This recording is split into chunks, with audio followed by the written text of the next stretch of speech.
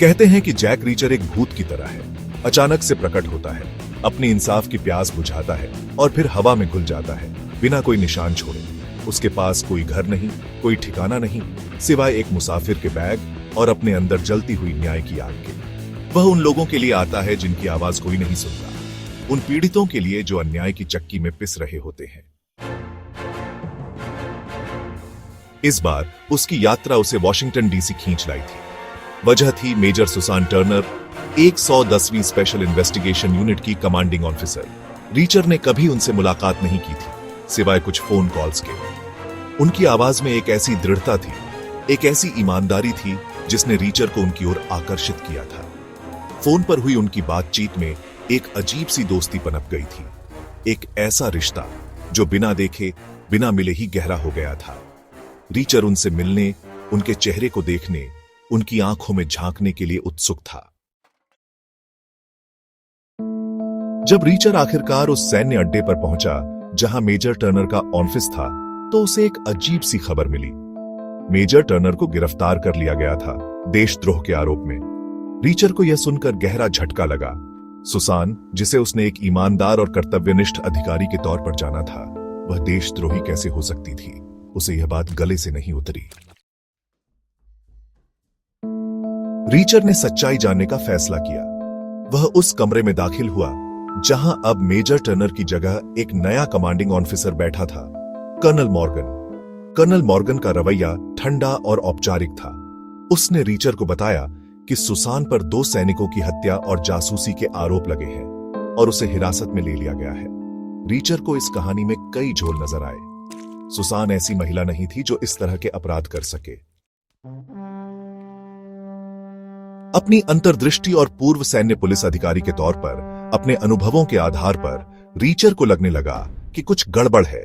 यह सिर्फ एक साधारण मामला नहीं था, उसे एक गहरी साजिश की बू आ रही थी। उसने सुसान से मिलने की इजाजत मांगी, लेकिन उसे मना कर दिया गया। रीचर जानता था कि उसे अपने तरीके से सच्चाई तक पहुंचना होगा, और फिर कहानी में एक और मोड़ आता है। रीचर खुद भी गिरफ्तार हो जाता है। उस पर 16 साल पहले एक हत्या का आरोप लगाया जाता है, एक ऐसी हत्या जिसके बारे में उसे कोई याद नहीं थी। अब रीचर और सुसान दोनों ही सलाखों के पीछे थे। दोनों पर ऐसे आरोप लगे थे जो उनकी शख्सियत से बिल्कुल मेल नहीं खाते थे। जेल में रहते हुए रीचर को एहसास हुआ कि यह सब एक ही बड़ी साजिश का हिस्सा है। किसी शक्तिशाली दुश्मन ने उन्हें फंसाने की चाल चली थी, लेकिन किसने और क्यों? यह सवाल रीचर के दिमाग में घूमता रहा। उसे पता था कि अगर उन्हें जिंदा रहना है और सच्चाई को बाहर लाना है, तो उन्हें एक साथ मिलकर काम करना होगा, भले ही वे अलग अलग कोठरियों में बंद हों। रीचर की तेज बुद्धि और लड़ने की अद्भुत क्षमता ने उसे जेल से बाहर निकलने का रास्ता दिखाया। एक योजना बनाई गई, जोखिम उठाया गया और आखिरकार वह और सुसान दोनों आजाद थे। अब वे भगोड़े थे, कानून की नजरों से छिपते हुए, लेकिन उनके इरादे पहले से कहीं ज्यादा मजबूत थे। उन्हें उस शख्स को ढूंढना था जिसने उन्हें फंसाया था और उसके नापाक मंसूबों को दुनिया के सामने लाना था। उनकी तलाश उन्हें एक निजी सैन्य ठेकेदार न्यू सेंचुरी तक ले जाती है, जिसका मुखिया एक रहस्यमय और खतरनाक शख्स है, रेमंड कर्टिस। कर्टिस और उसकी कंपनी हथियारों की तस्करी और भ्रष्टाचार में लिप्त थे। रीचर और सुसान को धीरे धीरे पता चलता है कि सुसान की यूनिट, इस 10वीं स्पेशल इन्वेस्टिगेशन यूनिट, कर्टिस की गैर कानूनी गतिविधियों की जांच कर रही थी और इसीलिए उसे रास्ते से हटाने की साजिश रची गई थी। जिन 2 सैनिकों की हत्या का आरोप सुसान पर लगा था, वे दरअसल कर्टिस के काले धंधों के बारे में जानकारी जुटा रहे थे।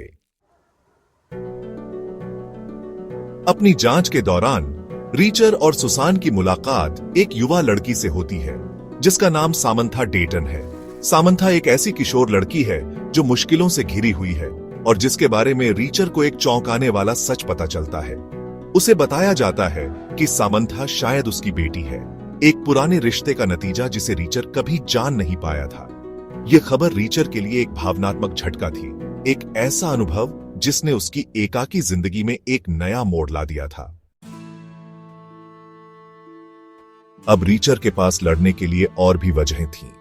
न केवल उसे और सुसान को बेगुनाह साबित करना था, बल्कि उसे उस लड़की की भी रक्षा करनी थी जो शायद उसकी अपनी बेटी थी। कर्टिस और उसके गुर्गे सामंथा के पीछे भी पड़े थे, क्योंकि उन्हें डर था कि वह उनके बारे में कुछ जानती है। रीचर, सुसान और सामंथा एक साथ भागते हैं, लगातार कर्टिस के आदमियों से बचते हुए। उनकी यात्रा उन्हें न्यू ऑर्लियंस ले जाती है, एक ऐसा शहर जो अपनी रहस्यमय गलियों और छिपे हुए खतरों के लिए जाना जाता है। यहाँ उन्हें कर्टिस का सामना करना होता है, एक ऐसा मुकाबला जो उनकी जिंदगी का सबसे खतरनाक इम्तिहान साबित होता है। कर्टिस एक शातिर और निर्दयी दुश्मन था, जिसके पास पैसे और ताकत दोनों थे। उसके पास प्रशिक्षित हत्यारों की एक फौज थी, जो रीचर और सुसान का शिकार करने के लिए हर पल तैयार थी। लेकिन रीचर और सुसान भी कम नहीं थे। रीचर की युद्ध कौशल और सुसान की सैन्य रणनीति ने उन्हें कई बार मौत के मुंह से बचाया। इस बीच सामंथा भी अपनी तरह से मजबूत साबित होती है। वह एक समझदार और साहसी लड़की थी, जिसने मुश्किल परिस्थितियों में भी हिम्मत नहीं हारी। रीचर और सुसान को उसकी उपस्थिति से एक नई प्रेरणा मिलती है। न्यू ऑर्लियंस की तंग गलियों, पुराने गोदामों और सुनसान रास्तों पर उनका पीछा जारी रहता है। गोलियां चलती हैं, मुक्के पड़ते हैं और हर पल मौत का साया मंडराता रहता है। रीचर अपनी अनूठी लड़ने की शैली और अपनी तेज बुद्धि का इस्तेमाल करके कर्टिस के आदमियों को एक एक करके ठिकाने लगाता है। सुसान अपनी सैन्य पृष्ठभूमि का इस्तेमाल करके रणनीतिक चालें चलती है, जिससे उन्हें दुश्मन पर बढ़त मिलती है। आखिरकार उनका सामना रेमंड कर्टिस से होता है। यह एक निर्णायक मुकाबला होता है, जहां न्याय और अन्याय, सच्चाई और झूठ के बीच अंतिम लड़ाई होती है। रीचर अपनी पूरी ताकत और अनुभव का इस्तेमाल करता है। कर्टिस भी एक खतरनाक प्रतिद्वंद्वी साबित होता है, लेकिन रीचर की दृढ़ता और सुसान के सहयोग के आगे उसकी चालें नाकाम हो जाती हैं। एक भीषण संघर्ष के बाद रीचर कर्टिस को हराने में कामयाब होता है। कर्टिस और उसकी कंपनी के काले कारनामे दुनिया के सामने आ जाते हैं। सुसान टर्नर पर लगे सभी आरोप वापस ले लिए जाते हैं और उसे उसकी कमांड वापस मिल जाती है। सामंथा को सुरक्षा मिलती है और रीचर को पहली बार अपने जीवन में एक परिवार का एहसास होता है, भले ही वह एहसास क्षणिक ही क्यों ना हो। लेकिन जैक रीचर एक मुसाफिर है, एक ऐसा शख्स जो एक जगह पर टिक कर नहीं रह सकता। उसने अपना काम कर दिया था, न्याय दिला दिया था। अब उसके लिए आगे बढ़ने का समय था। सुसान और सामंथा से विदा लेते हुए उसकी आंखों में एक उदासी थी, लेकिन उसके चेहरे पर एक संतोष का भाव भी था।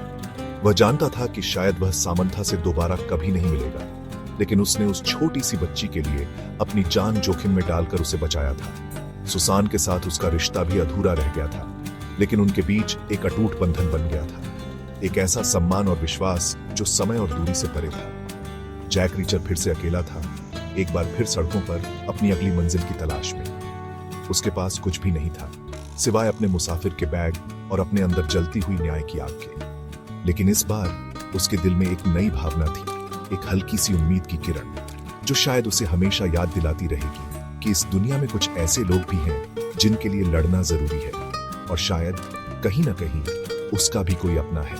और इस तरह जैक रीचर एक बार फिर अंधेरे में गुम हो जाता है, एक ऐसा नायक जो कभी पीछे नहीं हटता, जो हमेशा कमजोरों की आवाज बनता है, और जो यह साबित करता है कि इंसाफ हमेशा अपना रास्ता ढूंढ ही लेता है, भले ही उसे एक भूत की तरह अचानक से प्रकट होना पड़े।